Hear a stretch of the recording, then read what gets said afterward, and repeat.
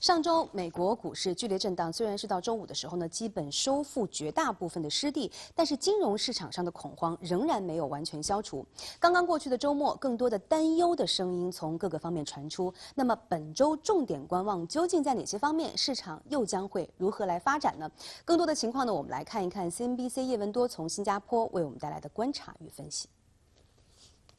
上周，华尔街股市是经历了今年最震荡的一周。那关于贸易政策和经济衰退的担心是成了左右市场发展的关键因素。进入本周，担忧情绪依旧是没有消散。那美国前财政部部长萨默斯周末是接受媒体采访时警告称，目前美国和全球经济衰退的风险是处于最近10年以来的最高水平。那鉴于贸易战影响超出预期，高盛是刚刚将美国经济第4季度的增长预期下调了20个基点到1.8%。另一大投行摩根斯坦利则在上周发出过警告，认为如果美国在9月份对中国商品进一步加增关税的话，那么可能导致全球经济衰退是持续3个季度。同时，该行的主要业务数据也显示，目前美国对冲基金的悲观情绪已经达到了最近2年的最高水平。美国10年期国债收益率在上周是一度跌破了1.6%。那目前呢，策略师预计说，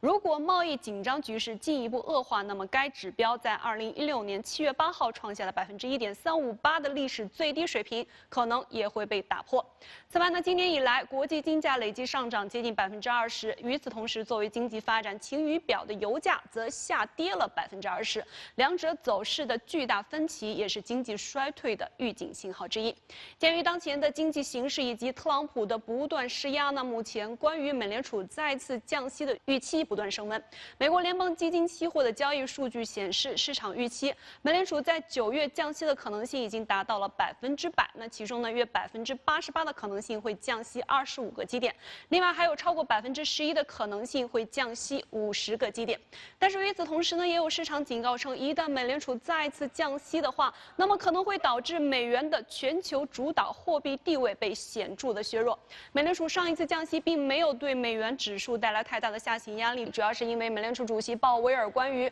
中期调整的表述呢，一旦连续降息打破了这一预判，那么将对美元是形成直接的打击。本周4，美国将集中发布零售额、工业产出、商业库存以及失业救济等相关数据，那么可供市场对美国经济再做诊断。此外，本周呢，美国的财报季是进入尾声，所以呢，金融市场情绪仍将由贸易政策和相关表态主导。那对此，我们将予以重点观望。